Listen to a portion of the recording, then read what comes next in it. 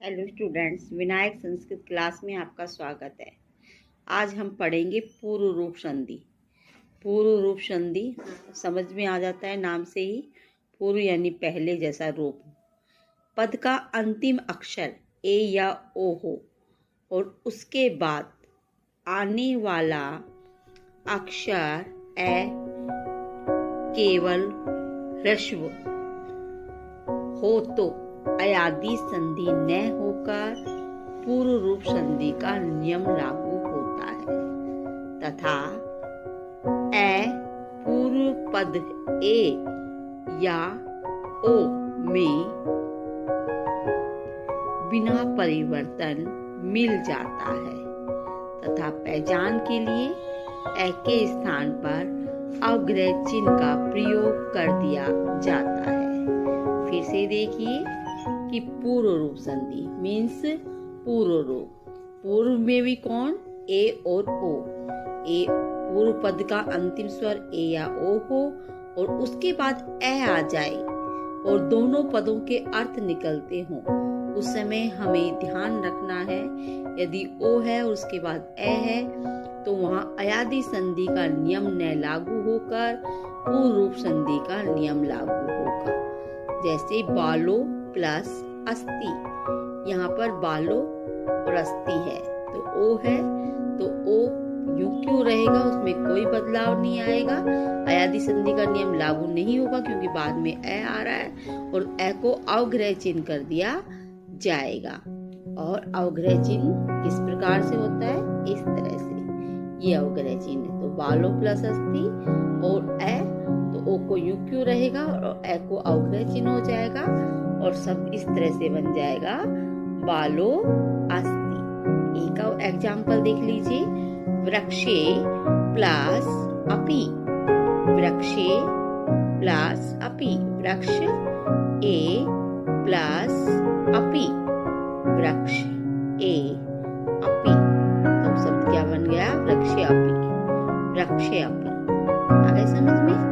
उसके पश्चात हम पढ़ेंगे पर रूप संधि। पर रूप संधि वो पूर्व था, पूर्व यानी पहले वाला। अब ये है पर यानी बाद वाला, बाद के समान। तो ये उसका पूर्व रूप संधि का उल्टा होगा। जिस प्रकार उसमें तो ये बताया था कि पहले ए और ओ होना चाहिए, उसमें बाद में ए और ओ होना चाहिए। पहले पद के अंत में यदि अकारांत उपसर्ग हो, यानी उपसर्ग होना चाहिए स्टार्टिंग में, वो भी ऐसे युक्त। क्योंकि अगर मैंने बताया था वृद्धि संधि में यदि ए या आ के बाद में ए आई ओ औ आ जाए तो वह वृद्धि संधि का नियम लागू होगा। लेकिन यहाँ बताया यदि ए उपसर्ग में हो तो वहां पर वृद्धि संधि का नियम लागू न हो करके पर रूप संधि का नियम लागू होगा।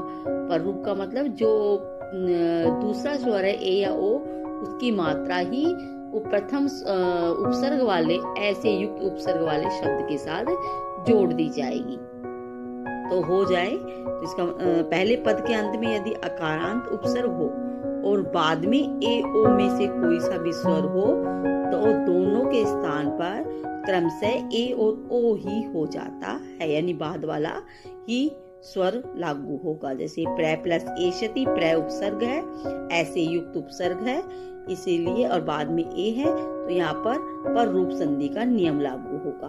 तो प्र प्लस ए प्लस ए दोनों को मिलाया तो क्या बन गया? प्रे, प्रेष्यति। शब्द क्या बनेगा? दोनों को मिला करके ए और शब्द बनेगा प्रेष्यति। क्या बनेगा?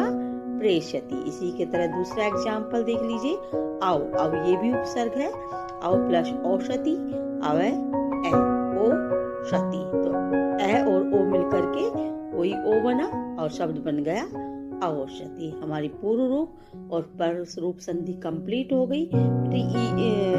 देखो दोस्तों, ये जो संधियां है मैं हम फिर से स्टार्ट करेंगे।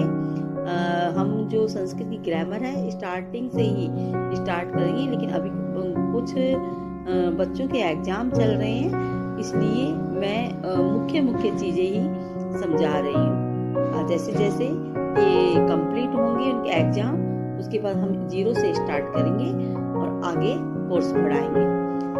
अगर आपको मेरा चैनल पसंद आए तो सब्सक्राइब कीजिए, कमेंट्स कीजिए और